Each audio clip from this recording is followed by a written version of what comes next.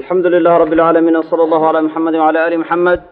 حديث كالسقال بقولي سدادية الضباطا. وعن ابن عمر رضي الله عنهما عبد الله بن عمر وحلق سور إلى لكن قال إنه يريه قال رسول الله صلى الله عليه وسلم رسولك إلهي وحو يريه لا يخطب أحدكم على خطبة أخيه لا يخطب يانو خطبين أحدكم متكين يعني يانو قبض مركا قور لسو قادن أما مركا ريركو دانو قور لسو قادن قبض إنو قور سنايو أما دونايو على خطبة أخيه سوى كدل قينايا يعني ولالك خطبة ديسا بمعنى يدو اللوغه الرئيي وعيده رقور لسو قادي وفر مسلم لسو قادي سويانو كدل قين حتى يترك إلى ما يوكتغايو الخاطب كي مركا يعني خطبيي قبض مركا دوني قبله يساقه ارتي دوني مركا قبض إلى وكتغايو أو يأذن له الخاطب أما أؤذمايو أو أفصحايو يعني كي هراء خطبيي وأفصحايو متفق عليه والاسكوا فقسين البخاري ومسلم بل لبدوا سوريان واللفظ للبخاري لفظ كان البخاري أيا لقارا حديث كان وحو النبي صلى الله عليه وسلم إن قلنا هي يا أمين قرب يا إن مركا خطبة لقد القيه وقف مسلم قبل أخطبيي أو قور مركا يعني كدوني إن قفك لمركا كدلقي أو مسلم أيا لقنا هي أنها يقول للتحريم أنه يقتضي التحريم أنه يقول حارانتين ما ينبو كان صنيا صابت اللون هي أنا وحيتها اللون ريبيا وحيالها مركا وحوي عداوة الصابة يوردنبا مركا يساقا يعني إسلامك أديريا مركا تنوحي صابي كرتا عولاد بي صابي كرتا هي مركا نعيب يعني قبردي مركا هدي وحوي لا يسكالبحه oo gabadh markaa nin ku jiray yani nin kale kala baxo waxay u sababi kartaa yani colaad bay u sababi kartaa dhexdooda markaa inay ka dhacdo oo ninkii uu aad uga xumaado uu ruxmaado waxay si culimadu yidhaahdeen xaaladda qofku aanu ogeyn yani in loo khidbeeyey ee uu markaa yani warkaa ka xog la'yahay waa macduur oo dembi ma leh yani haddii aanu ogeyn yani macduur weeye oo wax dembiya kuma laha ومد اللباد هذه خاطب كيورة أي مركز ديده وقبول آنو تشرين تاسنا وحوي علماء وحي هذين يدنا ذنب مجره وحنا علماء قاركودو دريشين سيد إمام النووي حديث كي قبل مركز فاطمة بنت قيس فاطمة وحي تري يعني لمن بيشاكتين أي مركز أخط بيين أو يعني وحى أخط بيي معاوية هي مركز أبو الجهم وكاسو النبي صلى الله عليه وسلم يقول أما معاوية فالصعلوك لا مال له وأما أبو الجهم فضراب للنساء لا يضع عصاه عن عاتقه لبدي مدوى البوح أشياغي النبي صلى الله عليه وسلم يعني عيب أشياغي ووحو يري يعني ننك معاوية ليلاذا وفقيرا حول لهين ننك مركا أبو الجهم ليلاذانه ونن مركا دمرك آذو قراعه وشيسا دكتا كما قاضه هاي علماء قار كدليشدان يعني مبالغة إن مركا كذب كبنان يهي بمعنى واقع خلاف سن دي مركا مبالغة لو قد شيء فربضني فربضين أيو إنه يبنان تحت تقول وحي لان وحا سعيدة كبضن وحي تكبضني وحوية يعني دتكو ما يستان مركا وحوية مبالغة أهم بل لو قد شيء مبالغة أهم أيا لو قد شيء بل وحوي هو مركي سجى بحري بيدهن بمعنى وحوي حق علم جيسة أما حق دقيق ذوكل يعني مبالغة لوجة شيء مبالغة أي لوجة شيء فالنوع سكر لا حرج في ذلك وشيء اللوجة اللي شرع روحي تهاي نين كان النبي صلى الله عليه وسلم أو الجهم اللي إلى ذوحة وكشة جاي إن أنا أشي صدقتك قاعدين ده وحوي أنا وقتي ودقتك قاضي واشرا مربوط كان يا مربوه رداء مر بين إسكسر أنت ما لكن لا يضع عصاه عن عاتقه وحلقة كذا للمبالغة يعني مركا وحوي مبالغة أي لقت المامية يعني إن آد مركا يوبضنتها هي بلغة كذا وأما أبو الجهم فضراب للنساء لا يضع عصاه عن عاتقه مركا النبي صلى الله عليه وسلم يعني أصام أي كدلقي بمعنى اللبدي هراء وحقبول لمسين وحان مركا يعني أي أكتهين إن أقبلين نبينا صلى الله عليه وسلم دعنا وحمركا وشاقي yacni usaamo inay markaa gursato oo usaama ayuu markaa yacni khidbadiisii yacni markaa nebigu sala allahu alayh wasalam u gudbiyey marka xaaladda yacni qofka dumari aynay ninka aqbalin iyo xaaladda aanay marka aanu ogeyn khaatibka dambe iyo hadduu u fasaxo sida xadiiskaba ka cad iyo hadduu ka tago khaatibkii hore afartaa xaaladood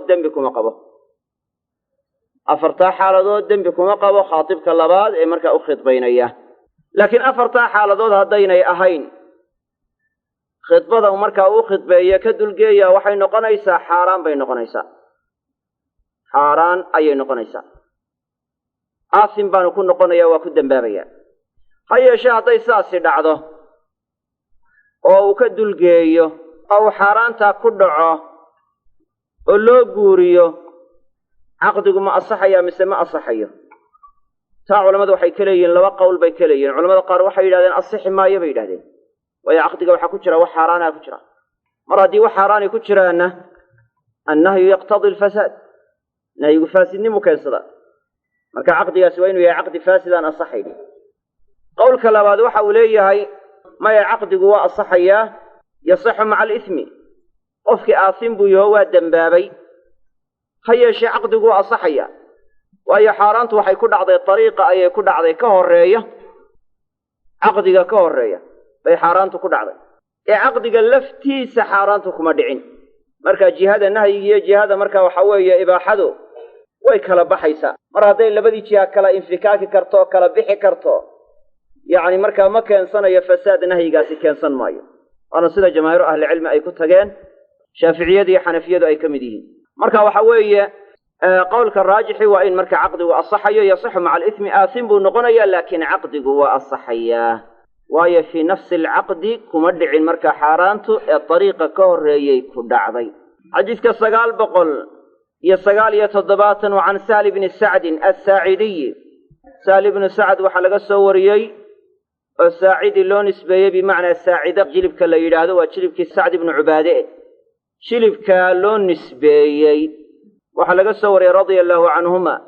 isagii aabbihiiba ilaa raalliha ka noqday qaala inuu yihi jaa'at imra'atun gabadh baa u timi ilaa rasuuli illaahi sala allahu alayh wasalam rasuulki ilaahay bay u timi oo fa qaalat waxay tidhi yaa rasuula allahi rasuulki ilaahay ow ji'tu waa imi ahabu laka nafsii xaalaan markaa ku siinaayo naftayda bimacnaa waxa weeye raaxaysiga naftayda aad ku raaxaysanayso xaalaan ku siinaayo kuu hibaynaayo fa nadara ilayha nebigu sala allahu alayh wasalam waa jalleecay ama waa eegay rasuulu llahi sala allahu alayh wasalam rasuulki ilaahay baa eegay fasacada annadara sare ayuu aragtida ugu qaaday fiiha iyada markaa wa sawabahu hoosna waa ugu celiyey bimacnaa saruu eego aragtida ula raacay haddana hoos buu aragtida ula raacay uma ta'ta'a rasuulu llahi sala allahu alayh wasalam ra'sahu dabeedna marka hoos buu u dhigay rasuulki ilaahi sala allahu alayh wasalam ra'sahu madaxiisii ayuu hoos u dhigay falamaa ra'at ilmar'atu markay gabadhii aragtay annahu lam yaqdi fiiha shay-an inaanu waxba xukmin yacni waxba inaanu sha'nigeeda ka xukumin jalasat waa fadhiisatay oo faqaama rajulu nin baa istaagay min asxaabihi asxaabtiisii ka mida oo faqaala wuxuu uhi yaa rasuula allahi rasuulki ilaahu in lam takun laka biha xaajatun haddaanadu wax dana ka lahayn fasawijniiha ii guuri haddaanan adigu dan ka lahayn gabadhan oo dani kuugu sugnayn aniga ii guuri qaala fahal cindaka min shayin waxba ma haysaa yacni wax agtaada markaa ah yacni yaalla oo xoolaa maxaa jira yacni wax agtaada ma yaallin faqaala wuxuu uhi laa may wallahi ilaahay baan ku dhaartay yaa rasuula allahi rasuulka ilaahay waxba ma hayo faqaala wuxuu uhi idhab tag buu yidhi ilaa ahlika reerkiinni u tag oo fandur bal hadda eeg hal tajidu shay-an shay wax ma soo helaysa inaad wax soo helayso bal hadda markaas soo eeg fadahaba waa tegey uma rajaca dabeedna waa soo noqday faqaala wuxuu uhi laa wallahi yaa rasuula allah waxba ma soo helin ilaahay baan ku dhaartay rasuulkii ilaahayow maa wajadtu shay-an waxba ma soo helin faqaala rasuulu llahi sala allahu alayh wasalam markaasuu rasuulki ilaahay waxa uu yihi undur yacni eeg أو هذا الصوبان ولو خاتما من حديد. رواية البخاري يعني مركا أطلب كتالة يعني مركا دون أعكر الوصل النقلية التمس ولو خاتما من حديد. انظر مركا إيج يعني مركا بلاد الصائغ ولو خاتما هباء هذا واحد سوء جيسي صوباريسا خاتما كاتون أو من حديد برا كاتون برا كولاي كتاهي بل وحون صوبان فذهب نكي واتجي ثم رجع دبدنا والصون نقضي فقال وحولي لا والله يعني مركا ما نهلين إلهي بان قدرت يا رسول الله يا رسولك إلهي ولا خاتم من حديد يعني كاتم برا كولاي كتاهي وحن صهلي مجره ولكن هذا إزاري هيا شاكني وقنتي جيجي وي مركا قنتي قاصان هايستا قنتي قان قنتنا هاي يعني أيان هايستا. قال سهل يا صحابي حديث كسورين أيا وحيري ما له رداء ما له أمي سقنان رداء وحمركا يعني قائه ومسقنا وبمعنى قنتي أنقار سر لهاي بوهايستا رداء يعني وحق سر لغو قريا ليدا طيب تصرع وحق سر لغو قريانا إزار باليدا يعني نسخ وحقوق ضبطين يا مركا كتاب كان هيا ما له لكن هو غلط يعني وحوي وما له رداء يعني مركا وحوي يعني قصر ملها فلها نصفه وحأسونا ذي مركا قنتقاس يعني نصفه كالبركي بأسونا ذي أولا كالمرة دانو لهاين وحتى مركا مرصر آنو السيدانين أو قو كالآنو السيدان مركا حق صرعو صاره إلا قو حق صرعو صاره هدو ستوحى اللورا لها أديقنا تادا إسكا قنتنا ويضنا قعصي أديقنا يعني مركا إسكا قنتنا ومعوستادا أما مركا يعني وحاد حقه وسكو قنتن يعني يضنا وحاد سيساي وتكون مهرسا يعني قعكم مهر ما له أمسقنان رداء وحمركا يعني قعه مركا مسيتو قع قارك سرعو صاره ما هيستو فلها مركا وحا أسقنا ذي نصفه يعني قنتقا بركي با أسقنا ذي بمعنى كاو قنتن يهي أنبا لك لقيبنا وقيب يضو لهذا قيبنا إستقاله. فقال رسول الله صلى الله عليه وسلم مركز رسولك إلهي وحو يري ما تصنع بإزارك حيك السمين إيساه قبل بلا الشيغية ما تصنع محيك السمين إيساه قبل أي شيء تصنع أي هي محيك قبل السمين إيساه بإزارك قنتقاقه إن لبسته هدي آذ حراته لم يكن عليها منه شيء يضو وحبك مصار لم يكن معها عليها كركيدا منه قنتك حقيسا شيء وحبك مصار أذوك وذا سارا يهو قنتا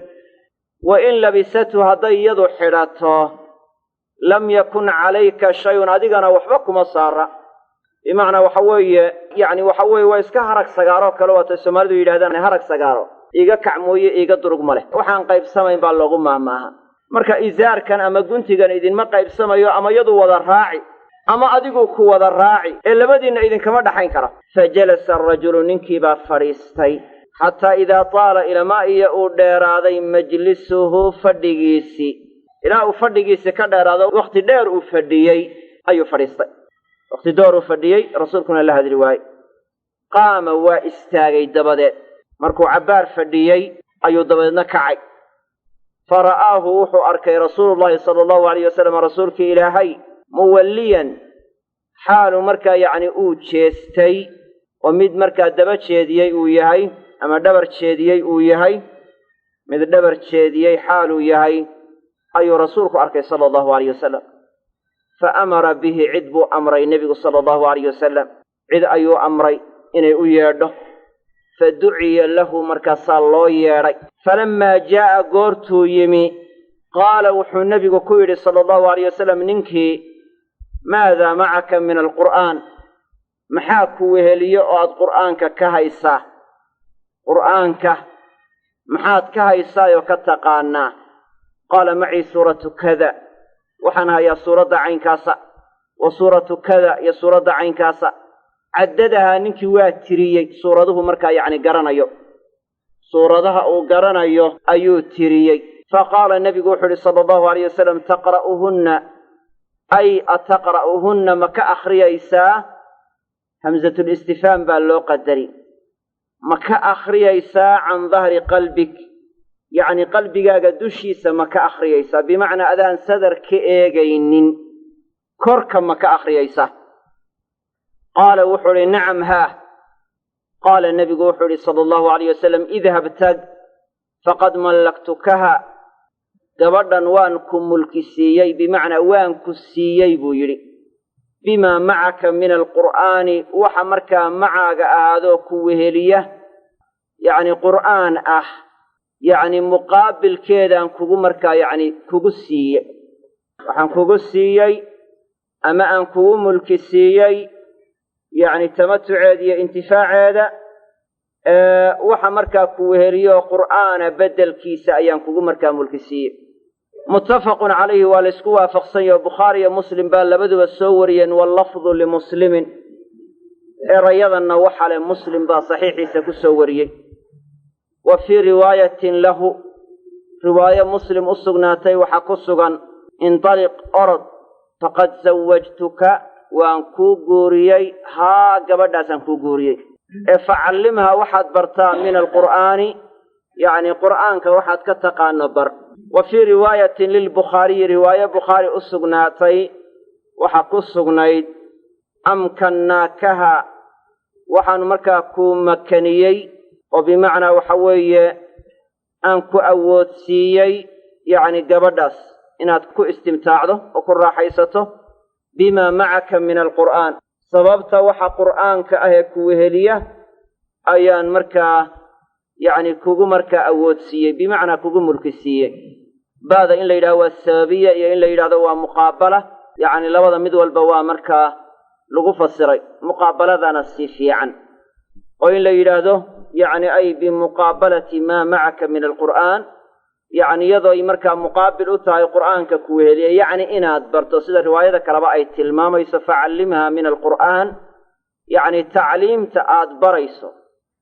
ay bimuqaabalati tacliimi maa macaka min alqur'aan macnuhu wuxuu dhacayaa waxaan kuugu guuriyey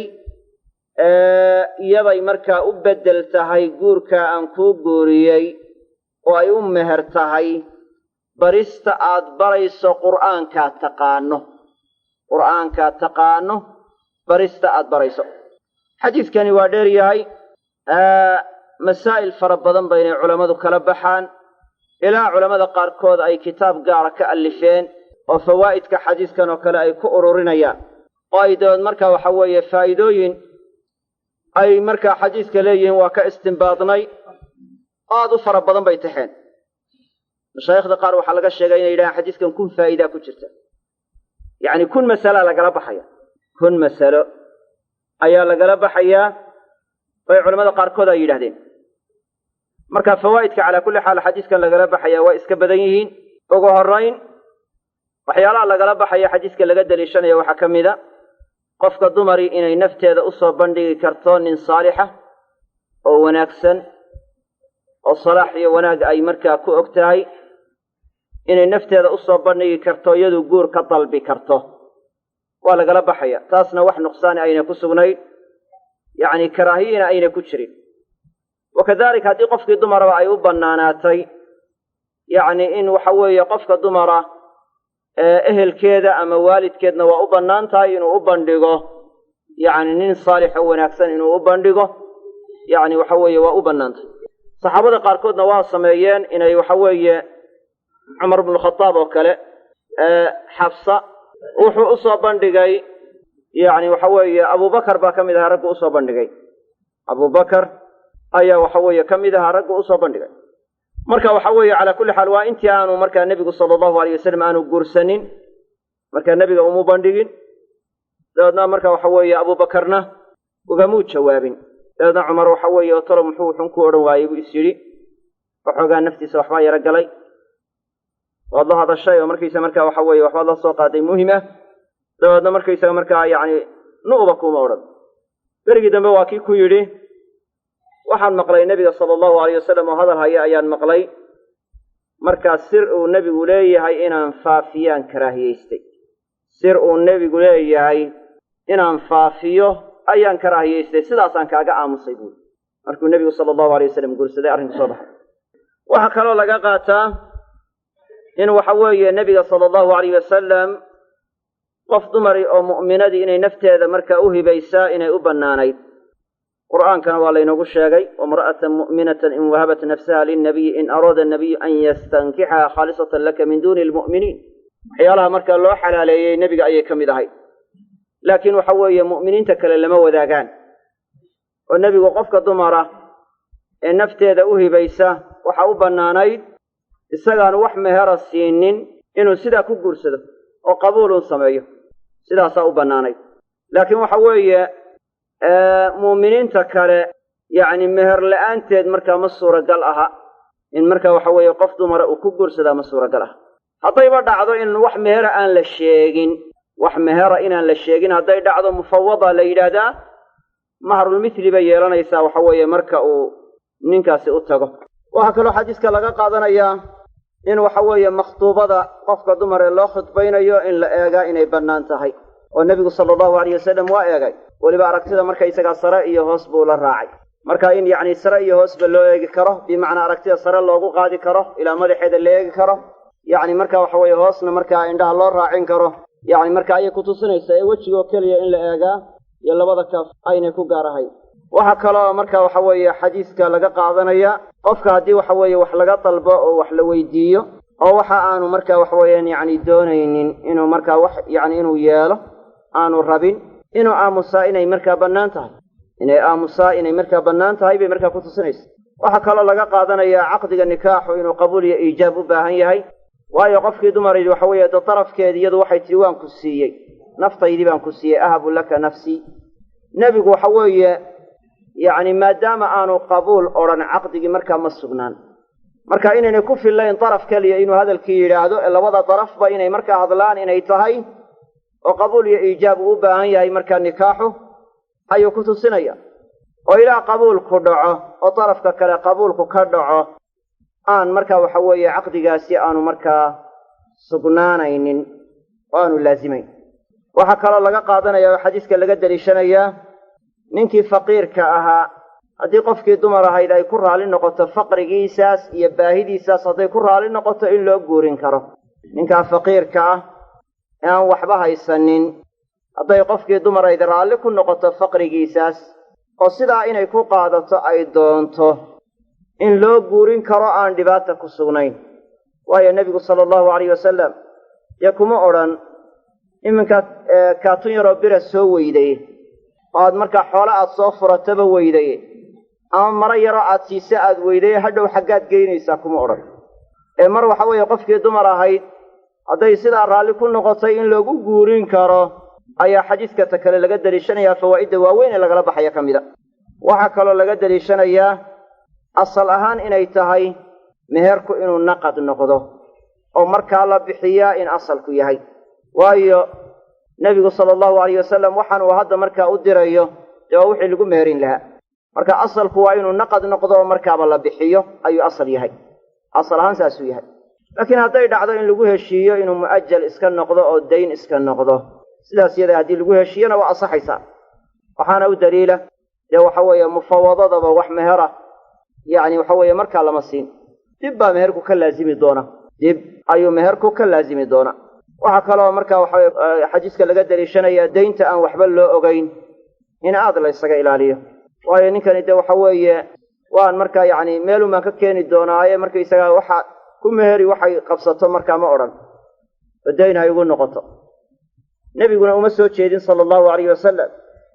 yacni markaa dayn waxa weeye inuu ugu meheriyo marka waxa weeye in yacni xoolo markaa isagaan u haynin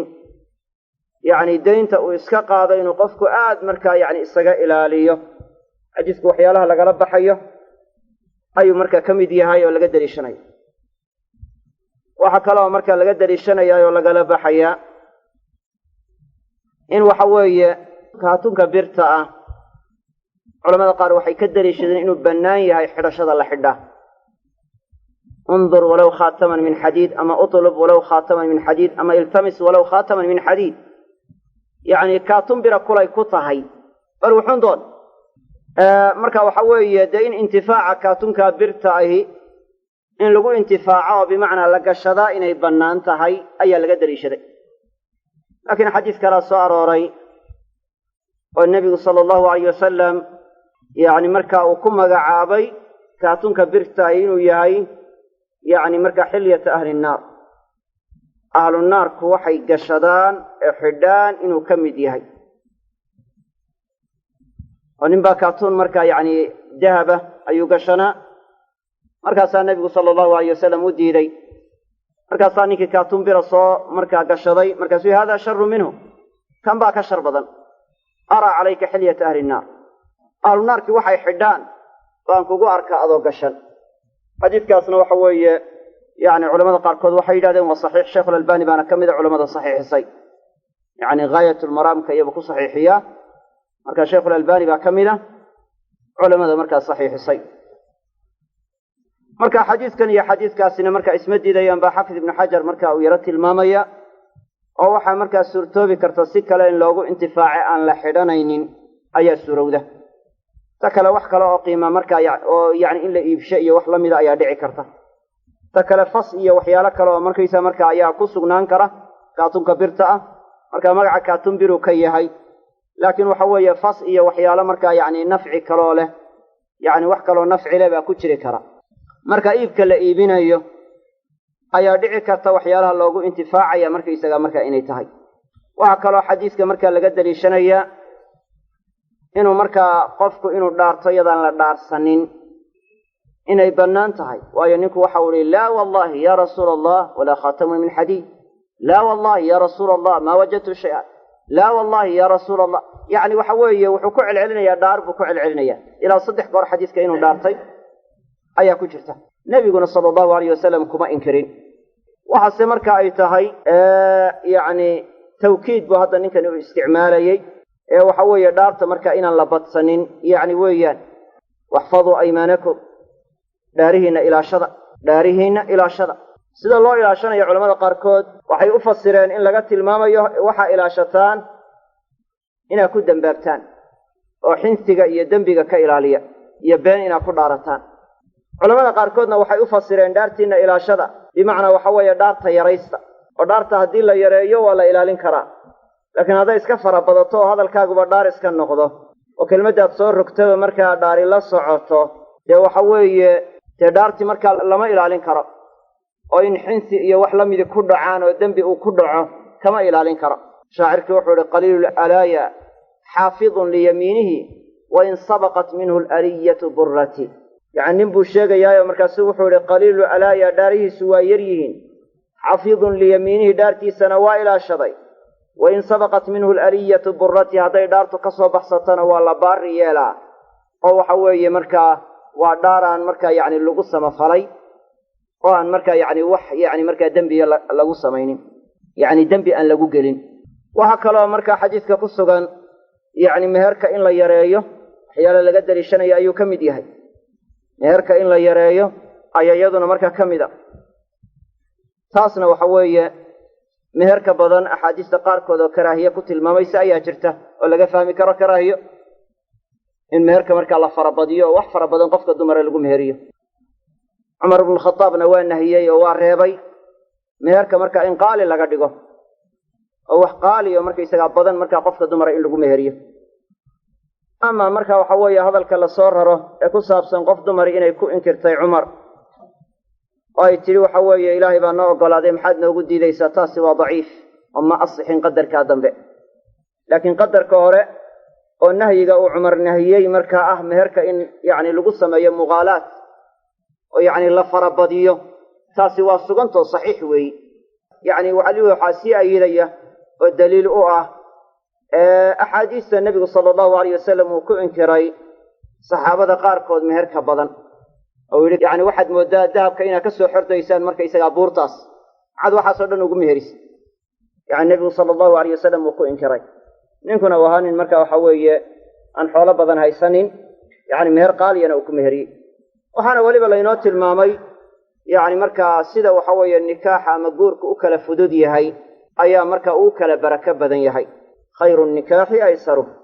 يعني مركا جور وحوجو خير بدن كأوجو مركا سهلا كأصبع أوجو خير بدن حديث كان الشيخ الباني وتحسينية خير الصداق أيسره يعني خير النكاح إن لفظ جسنا وشري أدعو على كل حال وحيالا كلا حديث كلا جربه وحكم ذا إن وحوي عدو مركا يعني حول وحينين منفعة مركا وبره يعني وحو بره ومركا يعني مركا نفع له إن مركا مهر نقنكره وحو مركا بره ونفع مركا هي مصلحة له إنه مهر نقنكره وينك وحلوه مهريي قرآن كإنه بره مركا بريتان كقرآن كبريا إن مركا يسا يعني حوله وكلا يكدي عن ومركا لغو مركا مهرين كره أي حديث كلا قدر يشري على ماذا قاربا وحي يرادين يعني مركا وحوي وحق قفق دمر اللغو مهريي بريستا وبرايا معها وحويان ننكو هدو قرآن كي يقانو شرف بوليهي شرف أيو ليهي الصحابة وحي يرادين ننكا سورة البقرة مركا إساقا قيبا جل في أعيننا عندها يقوى كوي ننشري نكاس هدو سورة البقرة بقيب سيهي يعني وحوي هدو قيب سيهينا وحي هاي صحابة عدي وحقيب سنة عدة أقون تيدي علمي قدي فقه قدنا وهايسا أين وحوي مركا حفظ كرية أين أقون أولهين معنيه سي تاسي مركا وحوي مجرين آيات كأوبارنا أيوه صحابي كستا وحا أحكامي كتشرا علمي كتشرا مركا يساوى أقون سنشري وأنا أسهلني مركا وحوي روح هذا سورة البقرة قيبسية هاي معناه وحوي أحكام تكتشرتنا واحيا مركا هذه سورة البقرة وقيبه عندها يقوى كوي ننشري بيدادين مركا شرفت أوليها إنك قرآن كقيبساني شرف بوليها شرفت أنك أوليها يقفك دمرنا واكو انتفاع ذاك oo waxa ugu intifaacda ninku haduu sharaf leeyahay ninkii sharafta lahaa gabadhu guursaday waxay noqotaa gabadh sharaf leh bay noqotaa oo yaani qadarkeedii iyo marka maamuuskeedu uu kor noqdo oo yaani marka wax u kordhaan sidaas oo kale ayay marka noqotaa marka sharafta uu leeyahay bay ku intifaacaysaa inuu marka wax barista uu baraayo quraanka in meher looga dhigay ma aha culimada qaar yiraahdeen لكن قول كاس ولا قوي سنية هايو ضعيف ويا قول كاس الراجح وحي تهي تعليم تأوبرا يا قرآنك أيا مركا مهر مركا لوغا ديغي بريس قرآنك برايو أيا مهر لوغا ديغي يعني مركا سيدا سيادة أبا مركا راجحة أنا يودل الشدين علماء أورانيسا يعني منفعة شرفتي سي مركا انتفاع يكون انتفاع يسا أيا مركا مهر أهيد وحي يرادين يعني مركا سليم صحابي أسو خطبيي وحو أسو خطبيي إساقو أو عن إسلامين أو قال مركا صاو حيكو تري أديقو كالي لما مركا ديدو أدو كالي لما ديدو هيا قال باته مسلم متهد إسلام بيتري أدي قرستيه أدو قال إما قرسان كرتي وحوية وإن هاد إسلامتا haddaad islaamto waad ii guursanaysaa weliba meheraan islaamnimada ahayna kaama rabo waxaa meheri ah inaad islaamto xadiidkaas marka waxa weeye ayay ka dariishadeen oo waxay yidhaahdeen islaamka uu islaamay intifaaca ay ku intifaacayso daraaddeed baa meher looga dhigay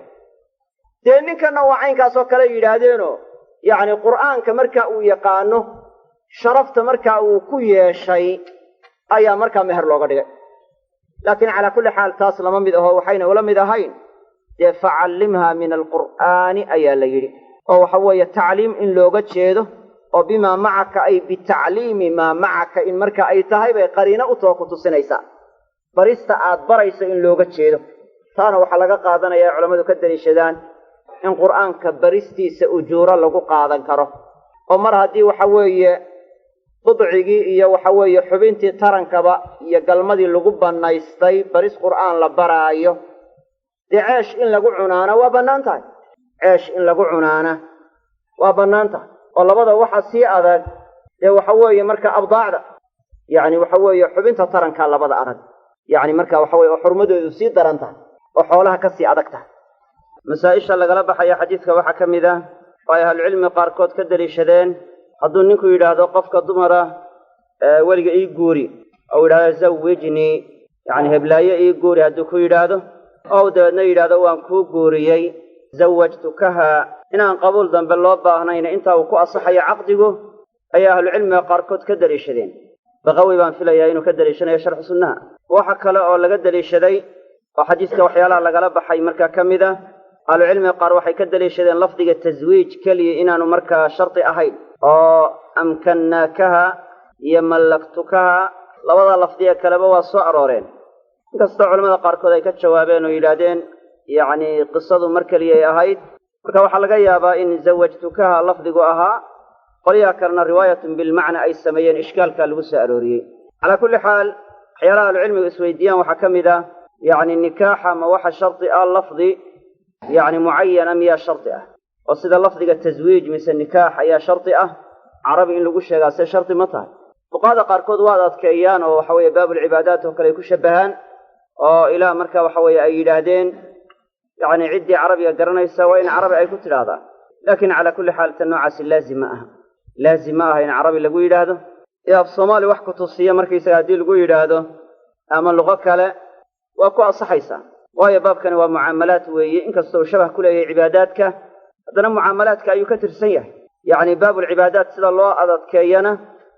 baabulmucaamalaat markaa looma adadkeeyo xadiis odhanaya lafdigaa mooye wax kale ku asixi maayana lama hayo wallahu aclam xadiiska 980 waliabi daawuud waxaa u sugnaaday can abi hurayrata isagoo abi hurayre ka soo warinaya qaala inuu yidhi nabigaa weydiiyey sala allahu alayh wasalam waxa uu ku yihi maa taxfadu maxaad xafidsan tahay yacni maxaad qaybsan tahay oo qur'aan ah qaala wuxuu yihi suurata albaqarati waalatii taliiha suuratu albaqara iyo suuradda kale ee ku xigta aali cimraan ayaan qaybsanah qaala qum istaag buu yihi facallimhaa waxaad bartaa 20 aayatan 20 aayadood bar waxaa weliba kusii daray wahiya imra'atuk adigu markaa ziyaadadan xadiidkani uu keenay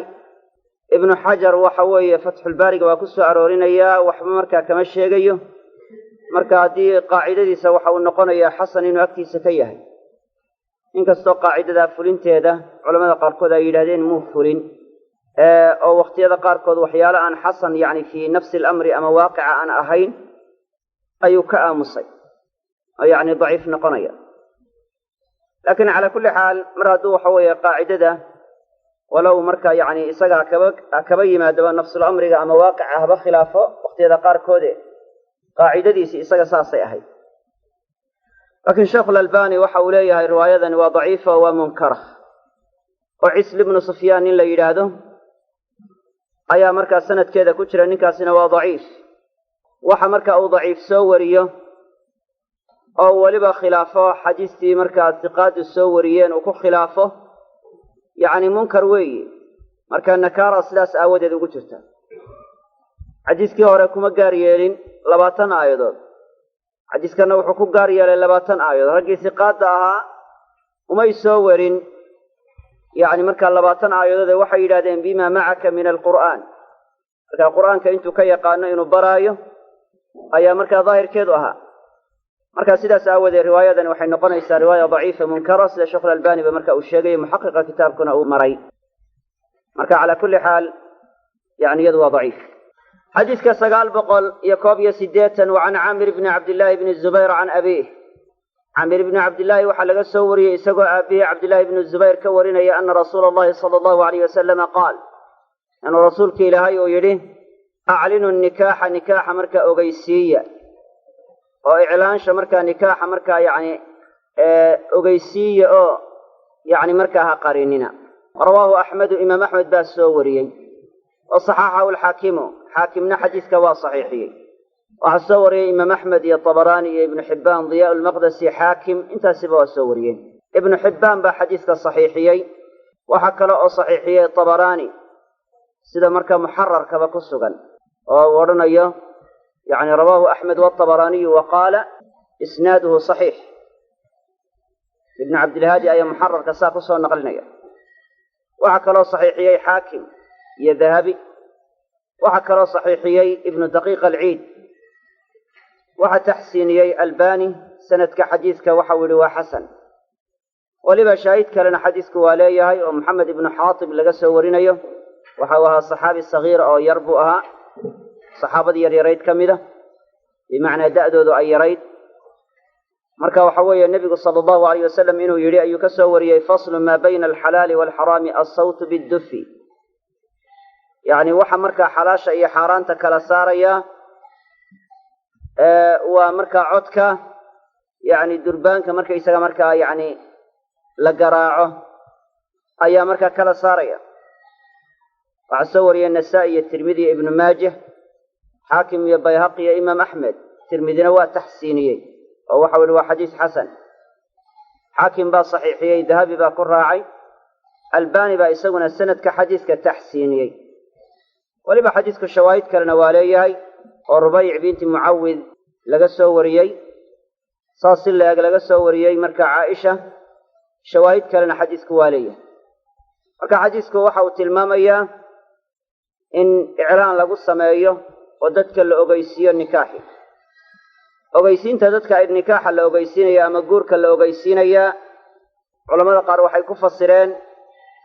in la yidhi markhaatiyaal u yeela oo markhaatiyada dadka ku ogeysiiya marka haddii sidaa lagu fasiro waa sida ibnu xibbaan iyo culamo kaleba ku fasireen yacni iclaankaasi wuxuu noqonayaa mid waajiba ayuu noqonayaa waayo laba markhaati yacni ugu yaraan inay joogaan oo rag ahi yacni waxa weeye waa lagama maarmaan oo nikaaxi si kale u asixi maayo marka sidaas aawoodee haddii lagu fasiro laba markhaati dadka ku ogeysiiya yacni waxay noqonaysaa iclaankaasi inuu waajib yahay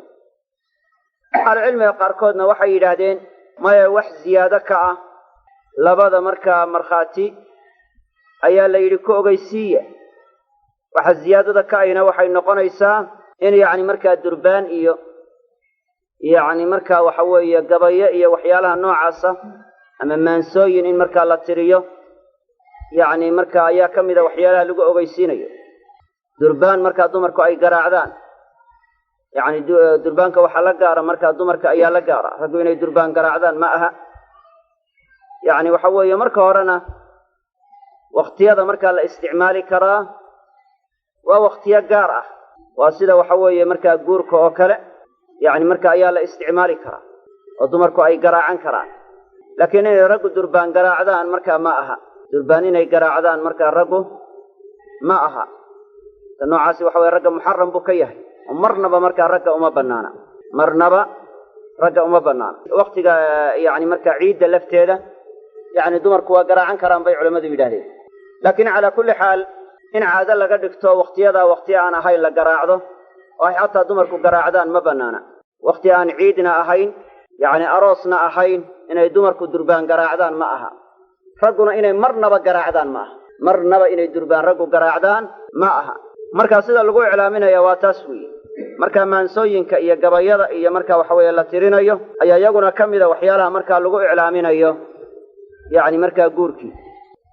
waxyaalaha lagu iclaaminaya ka mid tahay xafladda la qabanayo lafteeda laakiin waxa weeye ciyaaraha dadku ay sameeyaan ee ragga iyo dumarku ay isdhex gelayaan ee sacabada la tumanayo ee laga markaa waxa weye qaylinayo ee laga alaadayo yacni markaa taasi waxay tahay mid xaaraan oo aan bannaanayn shareecada islaamka kuma bannaana waayo waxaa ku jira mafaasid fara badan baa ku jira waxaa ku jira markaa raggii iyo dumarkii oo isku darsamayo ikhtilaad baa ku jira ragga iyo dumarku inay isdhex galaan yacni oo waxa weeye sidaa isugu walaaqmaanna yacni shareecada waxa weeye xaaraan bay ku taha kuma bannaana waa midda labaad ee waxa ku jira in waxa weeye yacni raggii oo markaa sacabada tumanaya sacabada markaa in la tumana yacni raggu markaysaga mid ay leeyihiin ma aha oo waxa weeye marka waa min afcaali nnisaa sacabada in la tumaa waxay ka mid tahay yacni markaa ficilada dumarku ay sameeyaan bay markaa ka mid tahay sidaas aawadeed wakhtiga xataa salaada dumarkii waxaa la yidhi yacni marka altasbiixu lilrijaali watasfiiqu linnisaa yacni marka waxa weeye tasbiixdana raggaa leh oo haddii yacni markaa salaada gudaheedii wax ku yimaadaan imaamkii la baraarujinayo raggu waxay markaa odhanayaan subxaana allah laakiin dumarkii waxa weeye sacabaday garaacayaan sacabada ayay garaacayaan sidaas aawadeed laba qolun baa markaa sacaba garaaca laynoogu sheegay yacni waxaa laynoogu sheegay waa gaalada iyo dumarkunbaa laynoogu sheegay marka waxaa ku jira tashabuh binnisaa waxaana ku jira tashabuh yacni bilkufaar yacni markaa gaaladii shabahaad markaa la shabahayo iyo dumarkii shabahaad la shabahayo ayaa markaa ku sugan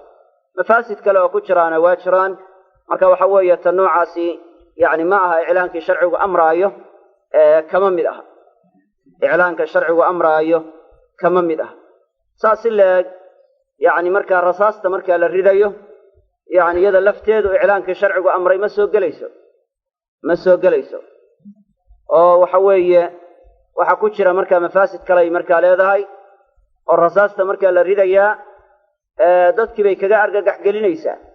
waa kaga nixinaysaa yacni waxaanay tahay marka waxa weye qofka muslimka ah in markaa lagaga nixiyaa mid bannaan ma aha laa yaxilu limuslimin an yurawica muslima xadiis waxaa lagu soo wariyey ahlucilmiga qaarkood ay taxsiiniyeen yacni qof muslima xalaal uma aha inuu qof kaleoo muslima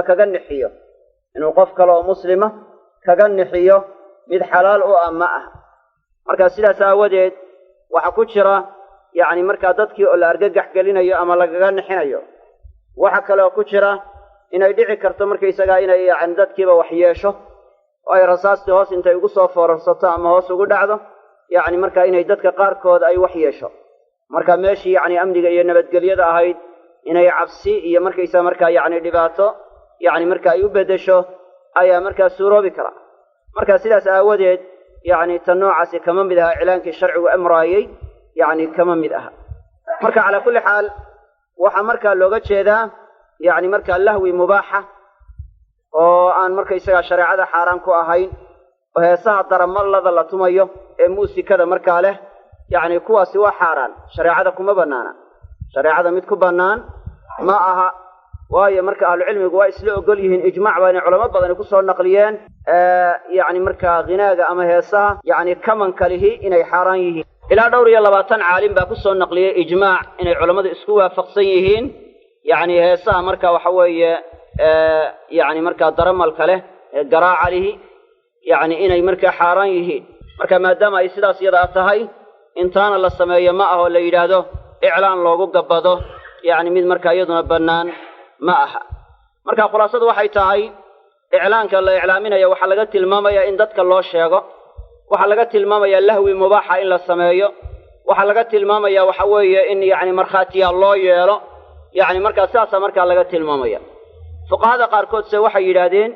haddii markhaatiyaalun loo yeelo laba markhaati loo yeelo oo aan cid kaleba loo sheegin yacni waa iska iclaansan yahay markaysa waxaan markaa nikaaxina waa asaxay laakiin shaykhulislaam ibnu taymiya waxa uu leeyahay haddii markaa markhaatiyadu intuu loo sheego laba markhaati dabeedna la yidhaha la shibdhaha oo guriga un layska galo sida dadka qaarkooda markaa guurka qarsadaa ay sameeyaan waxa uu leeyahay shaykhulislaam ibnu taymiya nikaaxaas ma asixin nikaaxaasi isagu ma asixin ayuu leeyahay waxaanu noqonayaa nikaaxu siri nikaaxa la yidhaahdo ayuu noqonayaa marka mid asaxaya ma aha ayuu odhanayaa laakiin calaa kulli xaal jamaahiirtu waxay leeyihiin waa asaxaya nikaaxaasi ayay markaa leeyihiin jamaahiiru culamaa waxay leeyihiin nikaaxaasi waa asaxaya laakiin calaa kulli xaal sidii fadliga badnayd ayaan markaa la samaynin oo markaa la seegay yacni sidaas yada ah ayay markaa leeyihiin marka calaa kulli xaal waxaa soo gelaya lahwigii mubaaxa ahaa sidii nebigu sala allahu alayh wasalam markii caaisha u sheegtay in markaa reer qolo ansaar inay guursatay ayuu yihi maa kaana macahu min lahwin wax lahwiya maxaa weheliyey yacni markaa yani ama lahwi ma wehelin miya oo la yidhaahdo marka waxa weyaan waa hamsatul istifhaam baa u qadaran yacni marka maxaa yeelay ansaarta yacni lahwigu waa cajab geliyaa bimacnaa waxyaalaha maansooyinka iyo markaysaga markaa heesaa iyo waxyaalahaas waa ka helaan oo waa jecel yihiin marka waxa weeye lahwigii mubaaxa ahaa ee shareecadu aynay diidanayn yacni ta noocaas ah yacni inay markaa bannaan tahay oo iclaanka soo gudagelayso ayaa laga daliishadaa oo laga qaataa xadiidkan kalena faslu maa bayna alxalaali waalxaraami yacni marka alsawtu bidufi yacni waxa markaa iyadana iclaankii baa looga jeedaa marka waxa weeye dufka in yacni la sameeyo wax yar la garaaco yacni markaa la yaro garaaco yacni durbaankaas ayaa waxa weeye iyadana laga qaadanaya laakiin durbaankii loogama qiyaas qaadan karo kamanada hadda markaa la isticmaalo ee waxa weeye waayo markaa lama mid aha lamana raad aha naftana isku si uma ta'siirinayaan oo uma saamaynayaan farqi muctabara u dhaxeeya يعني وحوي دربانكي مركا إساقا يعني iyo marka bahalaha hadda la isticmaalo marka yani la garaaco yani farqi weyn ayaa marka ugu dhaxaya laakiin marnaba ragga uma banaana inay garaacaan waa takhannus yani marka iyo waxa weeye dumarkii shabahayaan oo soo kaysinaya xadiiska 982 وعن أبي بردة ابن أبي موسى أبي بردة وحلق السوريي وإن أبي موسى عن أبيه أبي موسى وحكوري قال إنه يري قال رسول الله صلى الله عليه وسلم رسولك إلهي وحولي لا نكاح إلا بولي لا نكاح وحقور لإلى مجره إلا بولي يعني مركا ولي أقور يمويان سكة مركا قور مجره بمعنى قور الشرعية ومركا ماشا أجرى مجره هدي أن مركا ولي آنو إنكاحين ومركا إساقو قور أي إلا بإنكاح ولي إنكاح بلا قدريا إلا بإنكاح ولي قور وولي قور يمويانه سكة يعني مركا قوركم أصحية رواه أحمد إمام أحمد باسوري والأربعة أفرت أصحاب السنن باسوري محقق وحاو تلمام يا أفرت أصحاب السنن نسائين عن السورين أو شيخ كوهميي أو اسموتسيي النسائي عن السورين صدح لك لا يسوريين تاسو برارجنا يا محقق وصححه ابن مديني علي بن مدينة يا حديثك صحيحية والترمذي بصحيحية وابن حبان يا صحيحية وأعل والعل يا حديثك في الإرسال مرسل لما أيال لقو علي حديث كان علماء فربضان مركز صحيح صي وحكم إذا علماء صحيحيي إمام أحمد أو قويي سيد ابن عدي بك قشق كاملك وحكم إذا يحيى بن معين أو يسونا الصحيحيي سيد حاكم بك يسوى النقليي يعني كسوى النقليي مستدرجة وحكم إذا علي بن مركز مديني أي كم إذا مركز علماء مركز صحيح صي وحكم إذا وحوي شيخ البخاري وحكم إذا محمد بن يحيى الدهري أي كم إذا يعني يسوون شيخ البخاري سيده مركا يعني مستدرك كصورري وحكم إذا بخاري لفتيس أي حديث كصحيحية سيده علماء بدني كصوررتي وحكم إذا مركا الترمذي أو يسوون صحيحيي وحكم إذا ابن حبان أو صحيحيي وكتابته ذي صحيحيين وحكم إذا حاكم أو يسوون صحيحيي ذهبي أو قراعي ومستدرك عبد الحق الإشبيلي أحكام الصغرى يكون صحيحيي ابن جارود وعقوق ويا منتقيسة أي عقوق ويا بيهقي إسقنا واقوي مركا حديث كسيدة إرشاد كما قصوا مركا ابن كثير مناوي وحاول وإنه حديث متواتر وحديث متواترة أو حوي طرق ديس ما دام أي فربضنتهاي وإلى صدن صحابي الليل ولا قصوا يسيد حاكم بشاقي حديث كان هو متواتر بيري وحكى له صحيحيي الباني أو يسوون إرواء الغليل كي كتبتي سكلا بكو صحيحين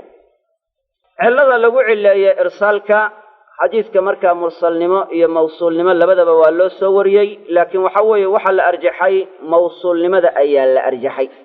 مركا سيداس أودد أيا بخاري يا مركا علماء كلام أيو يرادين الزيادة من الثقة مقبولة أيو يرادين يعني حديث كان مركو شيء أيو بخاري هذا الكاس نكيري علماء قاركودنا قاعدة عامة إن يتايب وقاتين بخاري وحي يرادين بخاري بأيدا الزيادة من الثقة مقبولة مركا الثقة وحو السيادية مر والله لقاضنا يا لكن علماء واكد جوابين تاسو waxay yiraahdeen Bukhari uma jeedo mar walba wuxuu siqa siyaadiya la qaadanayay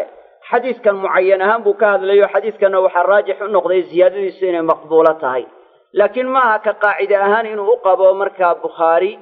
ziyaado kasto oo siqa marka ay ziyaadiso in la qaadanayo yaani marka ka qaacida ahaan sida uma qabo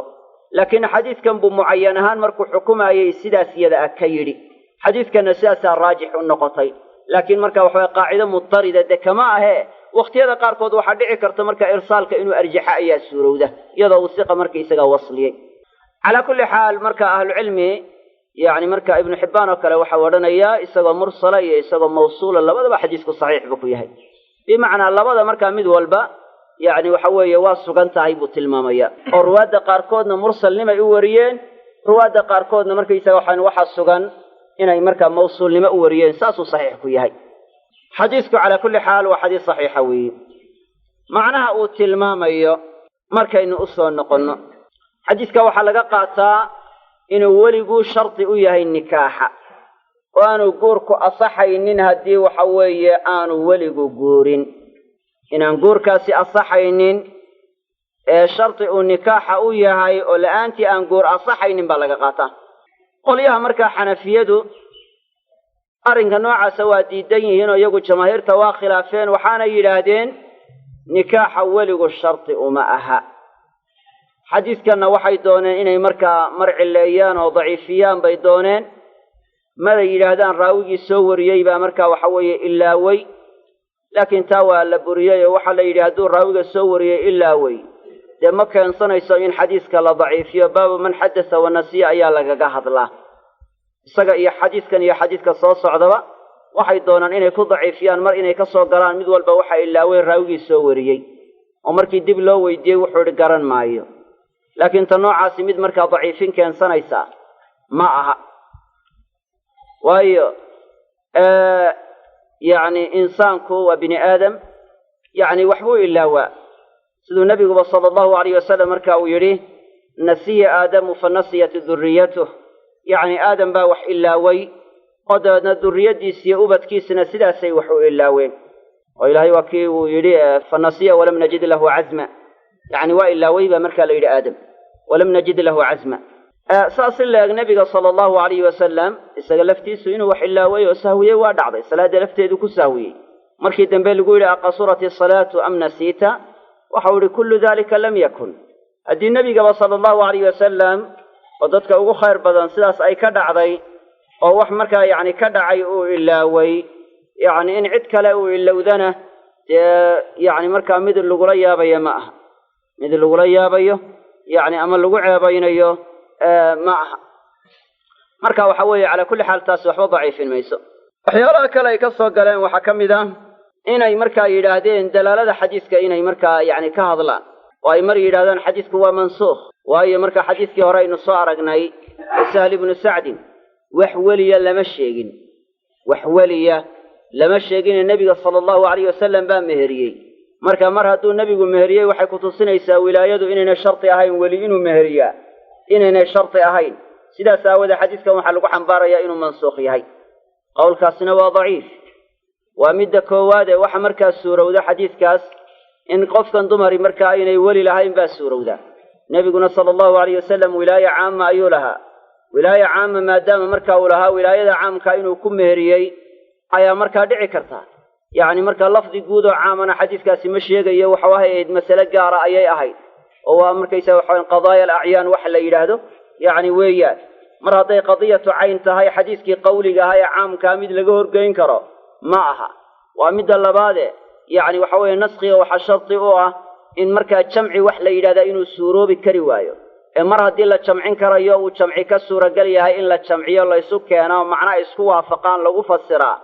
ay suurtoobi karto in laysku nasakhaa ma bannaana waayo naskigu waxa weeye waa markaa daliil la tuuraayo camalka laga tuuraayo jamcinta la jamcinayaana waa icmaal labadii daliilba la wada camal siinayo culammaduna qaacidahaan waxay yidhahaan icmaalu daliilayni macan awlaa min ilqaa'i axadihima labada daliil labadaba in la wada camal siiyo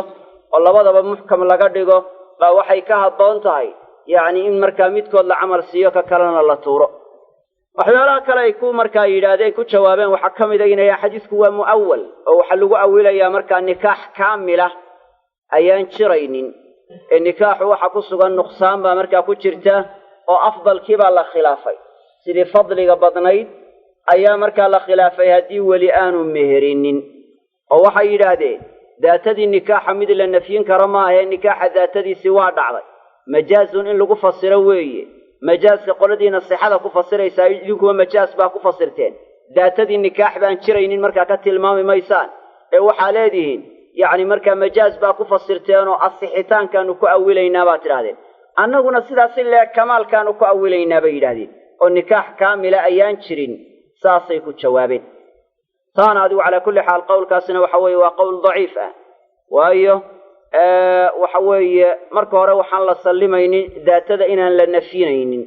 oo waxaa dhici karta in la yidhaahdo daatadii nikaaxa sharciga ahaa daatadiisii baa la nafyinayaa oo xaqiiqa sharciya ayuu ku taagan yahay nikaax sharciya ma aha wixii saa ka soo hadhay oo waxay noqonaysaa yacni daatadii nikaaxee sharciga ahayd ayaa la nafiyey markaa sidaas aawoodee macnihii xaqiiqa sharciya ayuu ku fadhiyaa ee majaasba looma weecan waa midda labaad ee waxaa la odhanayaa haddayba dhacdo inayn majaas u weecannay culammadu waxa qaacid ahaan ay qabaan xaaladday xaqiiqadu suuroobi kari weydo in xaqiiqo lagu xambaaraa labada majaaska xaqiiqada ugu dhowaanshaha badan in lagu xambaaro weeye xaqiiqadii haddayba suuroobi weydo in lagu xambaaro labada majaaz ka xaqiiqada ugu dhowaanshaha badan waa in lagu xambaaraa in kamaal lagu xambaariyo in sixa lagu xambaaraana marka xaqiiqada u kala dhow oo sixada xaqiiqada u dhow marka aqrab almajaazayn ila alxaqiiqa ayaa lagu xambaaray marka lafteeda waxaanu nahay midaanu idinka gar joogno oo markaysaga macnaha aanu sheegnay uu sax yahay macnihiina uu qalad yahay waayo labadii majaaskii xaqiiqada ka fogaanshaha badnaa baa ku xambaarteen markaa laftiisa sidaas aawadeed qowlkoodu marlayba wuxuu yahay qowl daciifa weeye qowlkoodu marlayba wuxuu yahay qowl markaa daciifa weeyaan marka calaa kulli xaal yacni markaa nikaaxu haddii aanu weli marka aanu meherinin wuxuu noqonayaa nikaax faasida culammaduna waxay kala farqiyaan waxa la yidhaha nikaax baatil iyo nikaax faasid marka waxay yidhahdaan istilaax ahaan nikaax baatila waxaa la yidhaahdaa waa istilaaxi weeyi sidaas aawadeed xadiidka soo socda fa nikaaxuha baatilun waxba ka hor iman maayo waayo markaa tasmiyadaas waxaa laga tilmaamayaa yacni waxa weeye iyo marka hadda istilaaxan way kala duwan tahay xaysiyada looga jeedaa kala duwan marka nikaax baatila culammadu waxay u isticmaalaan istilaax ahaan nikaaxa yacni markaa butlaankiisa laysku waafaqsan yahay waxay yidhahdaan nikaax baatila ka nikaaxi almuctadati masalan sida qofkii dumar ahayd ee aan markaa cadad bixin guurka la guuriyo yacni waa laysku waafaqsan yahay inuu baatil yahay marka nikaaxa waxaa la odhanayaa waa nikaax baatila oo gabadh ciddad ku jirto oo markaa weli aan cadad bixin lama guurin karo nikaaxa laakiin fuqahadu isku khilaafaan oo ay qaar yidhahdaan waa asaxayaan qaarna yidhahdaan ma asaxayaan ka noocaas oo kale sida waxa weeye nikaaxa bilaa weliga ah waxaa la yidhahdaa waa nikaax faasida ayaa la yidhahdaa nikaaxa faasidka haddaba la yidhaahdaa laba shabah buu leeyaho gees wuxuu ka shabahaa yacni nikaaxii saxiixa ahaa ayuu axkaamaha qaar ka shabahaa geesna wuxuu ka shabahaa yacni waxa weeye markaa zinadii buu markaa shabah ku leeyahay laakiin sina maxdiyoo cad ma aha oo lama odhanayo waad sinaysatay hadduu nikaax bilaa weliya sameeyo oo aanu weli la'aantii uu iska mehersado lama odhanayo waad sinaysatay wixii ku dhashana lama odhanayo sinay ku dhasheen la odhan maayo nasabkii waa sugnaanayaa nikaaxii bilaa weliga ahaa yacni markaa nasabkii waa sugnaanayaa ilmihii ku dhashay oo aabbihii buu ku abtirsanaya aabbihiina waa isdhaxlayaan laakiin wuxuu kaga duwan yahay nikaaxii saxiixa ahaa waxa waajiba in la kala farqiyo in la kala markaa yacni kaxeeyo ayaa markaa waajiba oo aan nikaaxaas markaa faasidka aan markaanu yani sii daa'imin waa in la kala farqiyaayoo la kala kaxeeyaa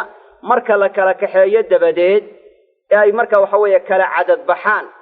waa in haddii ay isdoonayaan markaa laysu guuriyaa